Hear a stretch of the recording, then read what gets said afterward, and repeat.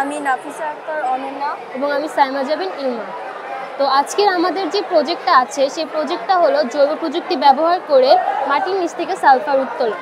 এখন আমাদের যে সালফার উত্তোলনের প্রক্রিয়াটা এটা জৈব প্রযুক্তির মাধ্যমে সম্পন্ন হয়। প্রথমত আমরা বিভিন্ন সালফারযুক্ত মাটি পাওয়া যায় এমন এলাকা যেমন সুন্দরবন, কক্সবাজার, পদ্মা মেঘনা তীরবর্তী এলাকাগুলো থেকে সালফারযুক্ত মাটি সংগ্রহ করি। পরবর্তীতে এই সালফারযুক্ত মাটিকে যদি ধরা হয় এটা 30 থেকে 40% হয়ে থাকে তাহলে এখানে পানি যুক্ত করতে হবে 60 থেকে 70%। পরবর্তীতে এখানে যে স্লারিটা তৈরি হবে সেই স্লারিটা আমাদের বায়োরিঅ্যাক্টরে প্রবেশ করবে এবং এই বায়োরিঅ্যাক্টরে কিছু রাসায়নিক বিক্রিয়া হবে যা ওই বিশ্লেষণ করবে।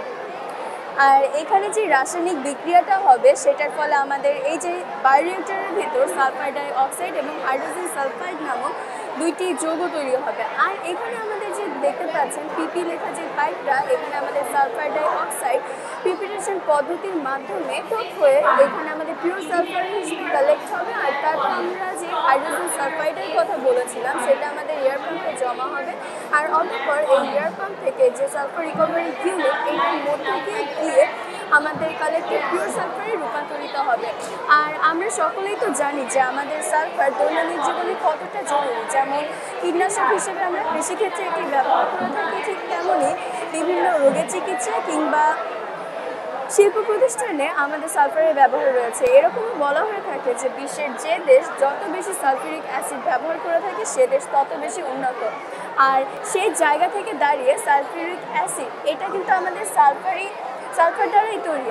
আর যখন আমরা দেখতেই পাচ্ছি যে সালফারের এরকম নানাবিধ ব্যবহার বা নানাবিধ উপকারিতা, তো তখন আমরা চাচ্ছি যে সালফারের যে উত্তোলন সেটার প্রক্রিয়াটাকে সাশ্রয়ী উপায়ে করে এবং পরিবেশ বান্ধব করে তুলতে। কেননা যদি এটি আমরা সাশ্রয়ী উপায়ে করতে পারি তো তাহলে আমাদের সর্বস্তরের জনগণ এতে উপকৃত হবে। আমরা গবেষণা করে দেখেছি যে এখানে যদি আমাদের ফার্স্ট পদ্ধতি মানে গতানুগতিক যে সালফার উত্তোলনের পদ্ধতি ওইটাকে আমরা ওইখানে বায়ু দূষণের মাত্রাকে 100% হিসেবে বিবেচনা করি, তো তাহলে আমাদের জৈব প্রযুক্তিতে এই দূষণের মাত্রাটা দাঁড়াবে 50 থেকে 90%-এরও কম।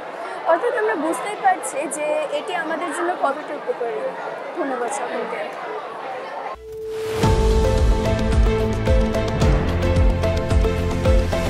দেশের পাশে বিশ্বের সাথে, মেট্রো টিভি।